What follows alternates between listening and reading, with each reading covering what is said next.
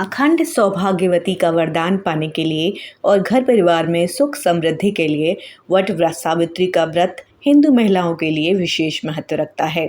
मान्यता है कि वैवाहिक जीवन में खुशियों का संचार के लिए यह व्रत रखा जाता है।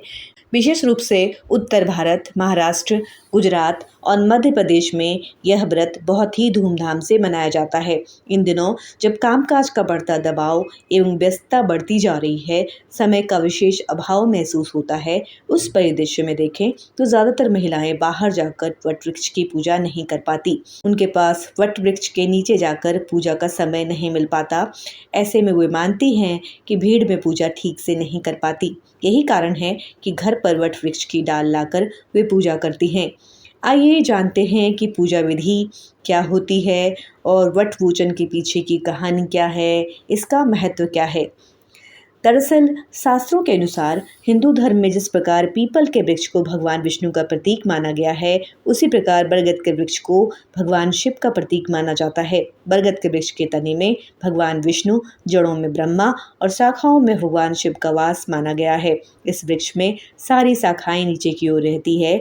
ऐसे में माना जाता है कि यह देवी सावित्री का रूप है। बता दें कि वट सावित्री देवी सावित्री के अपने पति सत्यवान के प्रति अटूट प्रेम और समर्पण का दिन है, जब उन्होंने यमराज से भी अपने पति के प्राण को लौटाने का प्रण लिया और ये करके दिखाया।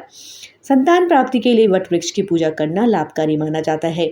मान्यता है कि ज्येष्ठ मास की अमावस्या तिथि के दिन वट वृक्ष की छांव में देवी सावित्री ने अपने पति की पुनः जीवित किया और इस दिन से वट वृक्ष की पूजा की जाने लगी।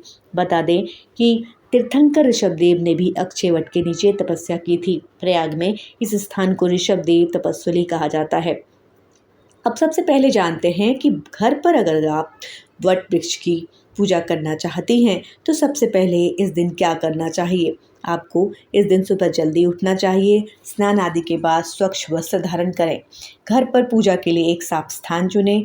एक चौकी पर लाल कपड़ा बिछाकर वट की डाली को किसी गमले या कलश में लगा लें।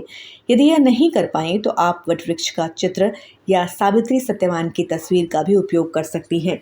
घर पर पूजा करते समय सत्यवान की मूर्ति या तस्वीर के सामने भिगोया हुआ काला चना, कच्चा सूत, रोली, सिंदूर, अक्षत, फूल, धूप, दीपक, अगरबत्ती, फल, मिठाई आदि लगाकर रखें। पूजा शुरू करने से पहले अपने पति की लंबी आयु की कामना और परिवार की सुख समृद्धि का संकल्प लें। इसके बाद देवी सावित्री सत्यवान का आह्वान करें। डाली या तस्वीर पर रोली, सिंदूर और अक्षत फूल चढ़ाएं। धूप और दीपक जलाएं। मिठाई और भोग लगाने के बाद वट के डाली के चारों ओर कच्चा सूत लपेटें। इस दौरान वट वृक्ष की परिक्रमा भी कर सकती हैं। इसके बाद वट सावित्री की कथा सुनें या पढ़ें। पूजा के अंत में आरती करना चाहिए। पूजा में चढ़ाए गए फल और मिठाई को प्रसाद के रूप में वितरित करने के बाद अपने बड़ों का आशीर्वाद लेना चाहिए। पूरे दिन निराहार रहने के बाद शाम को पूजा करके व्रत खोलने का विधान करें। इस दिन 16 श्रृंगार करना चाहिए। पूरे मन, वचन और कर्म से शुद्ध रहने का प्रयास करना चाहिए। नकारात्मक विचारों से दूर रहें। ना भूलें कि घर पर वट सावित्री की पूजा करना भी उतना ही महत्व होता है जितना कि वट वृक्ष के नीचे जाकर पूजा करने का होता है। इस तरह के वीडियो देखने के लिए विधान न्यूज को लाइक, शेयर व सब्सक्राइब करना ना भूलें।